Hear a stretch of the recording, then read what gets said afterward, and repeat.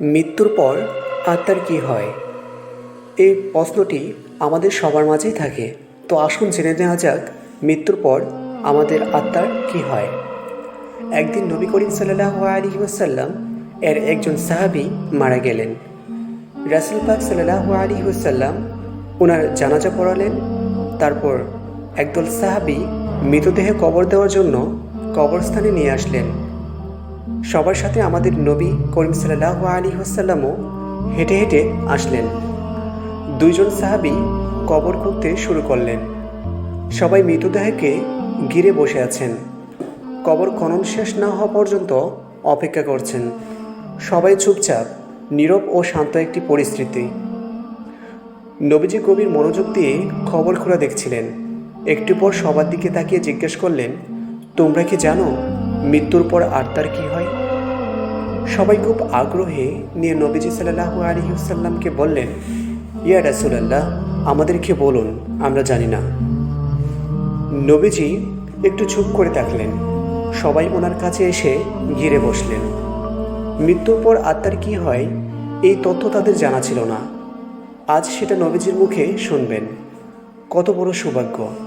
শোনার জন্য সবাই অধীর আগ্রহে নবীজির কাছে এসে বসলেন। তিনি একবার কবরের দিকে তাকিয়ে মাথাটা তুলে আকাশের দিকে তাকালেন। তারপর তিনি গল্পের মতো করে বলতে শুরু করলেন, শোনো, যখন মানুষ একেবারে মৃত্যুশয্যায়, তখন সে মৃত্যুর ফেরেশতাকে দেখে ভয় পেয়ে যায়। কিন্তু যে বিশ্বাসী ও ভালো মানুষ, তাকে মৃত্যুর ফেরেশতা হাসি মুখে সালাম দেন, তাকে অভয় দেন এবং মাথার পাশে এসে ধীরে ও যত্ন করে বসেন। তারপর মৃত প্রায় মানুষটি দিকে তাকিয়ে বলেন, হে পবিত্র আত্মা, তুমি তোমার পালনকর্তার ক্ষমা ও ভালোবাসা গ্রহণ করো এবং এই দেহ থেকে বের হয়ে আসো। মুমিনের আত্মা যখন বের হয়ে আসে, তখন সে কোনো ধরনের ব্যথা ও বেদনা অনুভব করে না। নবী আরও একটু ভালো করে উদাহরণ দিয়ে বললেন, মনে করো একটি পানির জগ কণায় কণায় পূর্ণ হয়ে যাওয়ার পর উপর থেকে এক ফোঁটা পানি যেমন নিঃশব্দে উপর থেকে নিচে নেমে আসে, ঠিক তেমনই নীরবে ও কষ্ট ছাড়াই আত্মাটি তার দেহ থেকে বের হয়ে আসে। সেই সময় দুইজন ও অন্য ফেরেশতা বেহেশত থেকে খুব সুগন্ধি মাখানো একটা নরম সুতার সাদা চাদর নিয়ে আসেন এবং তারা আত্মাটিকে সে চাদরে আবৃত করে আকাশের দিকে নিয়ে যান। তারা যখন আকাশে পৌঁছেন, তখন অন্য ফেরেশতারা সেই আত্মাটিকে দেখার জন্য এগিয়ে আসেন। কাছে এসে সবাই বলেন, সুবহানাল্লাহ, কত সুন্দর আত্মা, কি সুন্দর তার ঘ্রাণ। তারপর সবাই জানতে চায় এই আত্মাটি কার। উত্তরে আত্মা বহনকারী ফেরেশতারা বলেন, উনি হলেন ফুলান ইবনে ফুলান। নবী আরবিতে বলেছেন, বাংলায় হলো অমুকের সন্তান অমুক। বাকি ফেরেশতাগণ যখন আত্মাটিকে সালাম দেয়, তারপর আবার জিজ্ঞেস করে, উনি কি করেছেন, ওনার আত্মায় এত সুঘ্রাণ কেন? আত্মা বহনকারী ফেরেশতারা তখন বলেন, আমরা শুনেছি মানুষজন নিচে বলাবলি শুরু করেছে, উনি একজন ভালো মানুষ ছিলেন, আল্লাহর ভালো বান্দা, অনেক দয়ালু, মানুষের অনেক উপকার করেছেন। এতটুকু বলার পর নবী একটু থামলেন। তারপরে সবার দিকে ভালো করে দৃষ্টি দিয়ে ওনার কণ্ঠটা একটু বাড়িয়ে বললেন, এই কারণেই বলছি, সাবধান, তোমরা কিন্তু মানুষের সাথে কখনো খারাপ ব্যবহার করবে না। তুমি মারা যাওয়ার পর মানুষ তোমার সম্পর্কে যা বলবে, ওই আত্মা বহনকারী ফেরেশতারাও আকাশে গিয়ে ঠিক একই কথা অন্যদেরকে বলবে।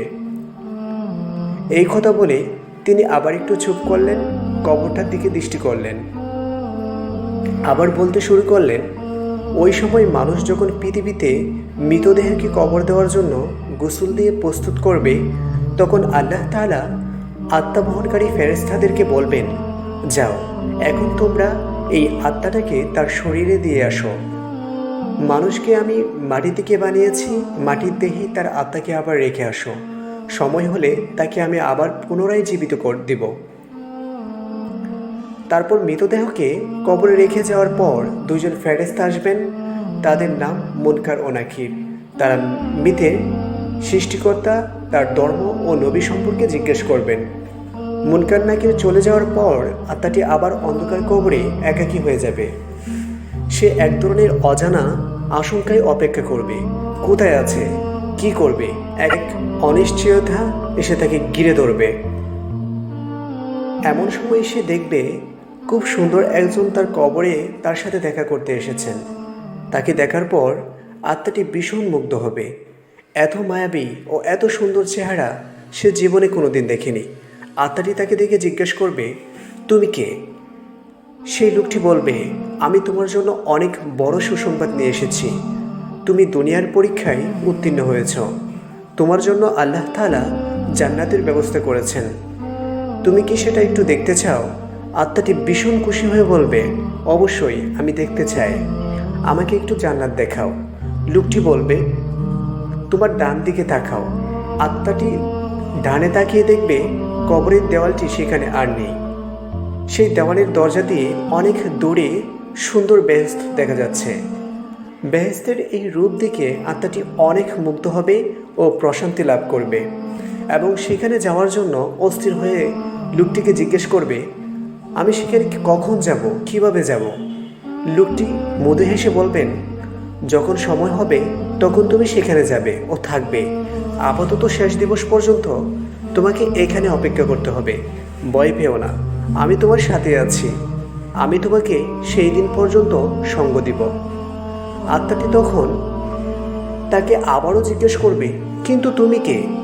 লোকটি বলবে, আমি তোমার এতদিনের আমল, পৃথিবীতে তোমার সব ভালো কাজ, তোমার সব পুণ্যের রূপ আমি। আজ তুমি আমাকে একজন সঙ্গীর মতো করে দেখছ। আমাকে আল্লাহ তাআলা তোমার সঙ্গ দেওয়ার জন্যই এখানে পাঠিয়েছেন।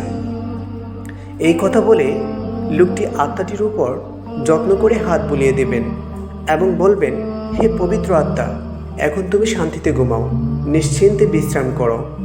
এই কথা বলার পর আত্মাটি এক নজর বেহেশতের দিকে তাকিয়ে থাকবে এবং এক সময় ওই তাকানো অবস্থায় গভীর প্রশান্তিতে ঘুমিয়ে পড়বে।